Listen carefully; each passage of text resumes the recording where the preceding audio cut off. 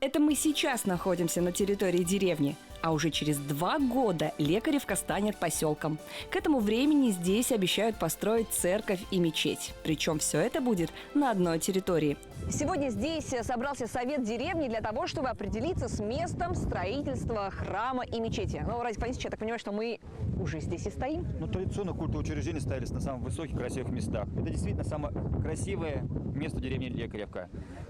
Мы очень надеемся на то, что звук минарет, призывающих к намазу, и звук колоколов будет слышен не только в деревне Лекаревка, но по всей их окрестности. Далеко за ее пределами. По всему Топтыковскому сельскому поселению. Так и будет.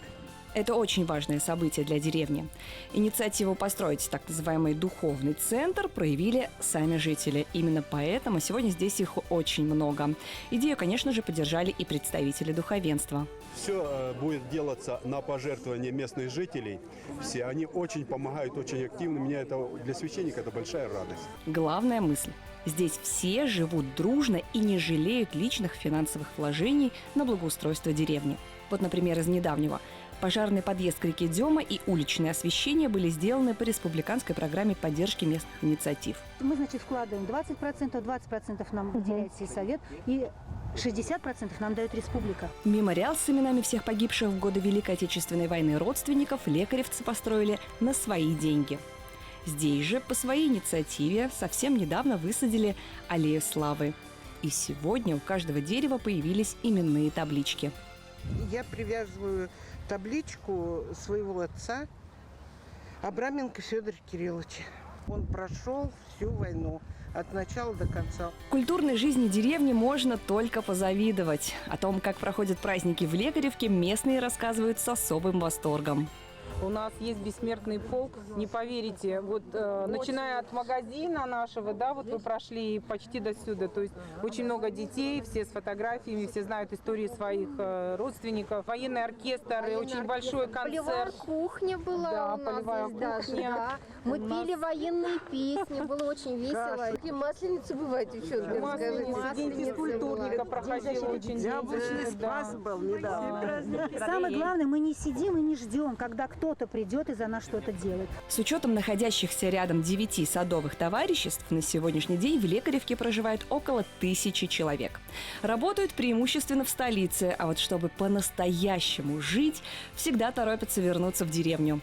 Здесь, знаете ли, тоже не заскучаешь. Психологи говорят, что каждая женщина, чтобы чувствовать себя настоящей женщиной, должна заниматься рукоделием. Жительницы деревни Лекаревка знают это наверняка. Я, кстати, тоже себя решила сегодня почувствовать одной из них. Несколько раз в месяц они собираются на так называемые девичники, да, девчонки?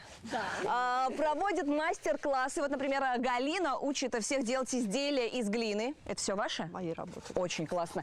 Ирина вяжут крючком в процессе. Это что это у вас такое? Это коврик. Коврик для... Напольный коврик. И Лариса, которая шила все эти классные стилизованные костюмы, шила сама и учит этому жительниц Лекаревки. И она же делает вот эти вот дизайнерские штучки для садовых участков. Это просто невероятно. Как нам это нравится. Пока женщины занимаются творчеством, мужчины работают, их дети и внуки, судя по всему, готовятся пополнить ряды футбольного клуба «Уфа». Как вы правильно понимаете, футбол среди местной молодежи особенно популярен. Старшее поколение Лекаревки не отстает от трендов здорового образа жизни. Скандинавская ходьба на улицах деревни – это привычное явление. Люди, которые отвечают за все активности в деревне, я знаю, что у вас грандиозные спортивные планы. Да, в этом году наша деревня подала заявку на участие в республиканской программе комплексного развития села. Это что значит? У нас появится целый спортивный комплекс, в нем будет площадка для хоккея, для футбола, для баскетбола. Тренажеры под открытым небом, на резиновом покрытии. Это для возрастов, для всех. Серебряный, золотой, детишки, мужчины молодого, все для всех. Есть еще одна традиция в деревне. 1 раз в месяц проводить субботники. Улицы чистые, не придраться. Набережная реки Дема в идеальном состоянии. И что самое удивительное, никто никого не заставляет. Кто хорошо работает, тот хорошо танцует. Откуда у лекаревцев столько энергии? Этот вопрос до сих пор не оставляет меня в покое. Дорогие друзья, для меня сегодня большая честь объявить для вас выступление уникальнейшего коллектива ансамбль танца деревни Лекаревка. Любимые бабушки, поехали! Отодвинулись Осталось немного или улетели те года, где у подъездов бабушки сидели. Нынче бабушки на джипах, в сумочках айпады зажигают на тусовках бабушки как надо. Слушайте, это невероятно, эти аплодисменты от вас и от наших телезрителей звучат вам. У меня только один вопрос. Откуда сила и энергия? От Лекаревки. Да, От Лекаревки, от природы. Главная ценность деревни в людях, в их энтузиазме, неравнодушии и бесконечных идеях.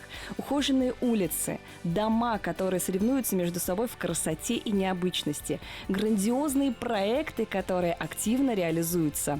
Несуетливая, но такая насыщенная жизнь всего лишь в 32 километрах от Уфы. Ну что я хотел тебе сказать, тебе точно повезло. Ты тоже живешь в Лекаревке. Я еще пока нет. Но после всего увиденного мне хочется сказать, что у меня возникло не просто желание вернуться сюда. Я хочу здесь жить. И я надеюсь, вы меня понимаете.